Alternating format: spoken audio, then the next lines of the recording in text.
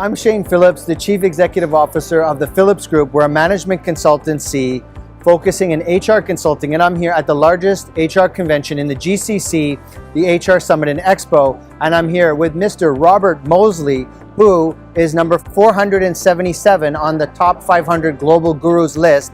He's the former SVP of HR for Emirates Airlines, which was the top job in HR, and he's also known as Mr. Compensation. Robert, how you doing, Shane? It's great to chat with you today. You too.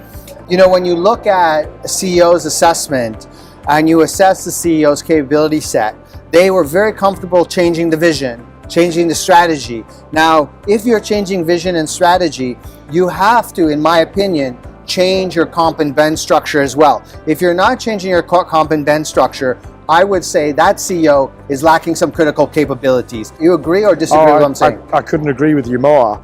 If you want to change your strategy and change what you're doing, or keep the strategy and do better and achieve better results, the only way you're going to do it is through your people. And why do people work? Money. We don't work for fun. We don't work for the pleasure. People work for money. And if what you're paying the people isn't aligning them to what you want the business to achieve, then you're saying one thing and doing another. As a bare minimum, a good CEO, when they're looking at the strategy of the business, should be saying to their HR team, have we aligned our variable pay? Have we aligned our bonus schemes? Have we aligned our incentives with what we're trying to achieve in our strategy? There's no way you could change the strategy of a company without tinkering or changing the pay strategy and the comp as well. One of the other things I look for when we're assessing a CEO is I always ask them, what were some of the times where you made adjustments to your comp and ben structure and it went horribly wrong? Because it is very easy to incentivize the wrong behaviors. Absolutely. Do you think that's a red flag?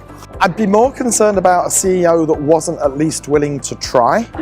I'd actually quite like to hear of a CEO that tried something, it didn't work, they realized it didn't work, and then they tried something new.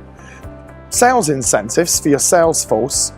For every 3 schemes that companies input, only 1 is going to survive more than 2 years.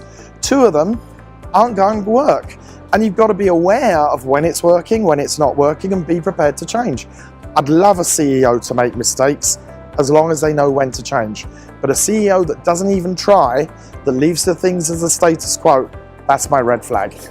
You also mentioned off camera when we were talking that if someone has not changed the comp and ben structure in a while, or they haven't been able to have a dialogue about where they've changed it, it's gone wrong, etc., it could be a red flag that there's larger issues such as fraud at play or infested in the organization. Or just hiding incompetence. By and large, companies need to renew their comp structure every 2 or 3 years. The markets in the Middle East moving 3-4%. At the moment, they were moving 5% a year for the last few years.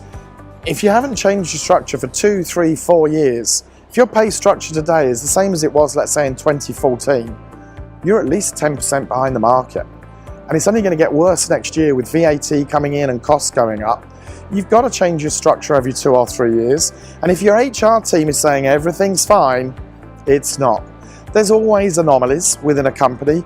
There's always maybe 3% of employees who aren't quite fitting the policy, and you know they're your red circle cases. And if your HR team is telling the CEO, we're happy, we're good, we've got no problems, keep it as is, I smell a rat. I smell a rat. So I agree with you, and thank you for giving us your candid perspective on this very complex and impactful topic. Shane, it's been a pleasure.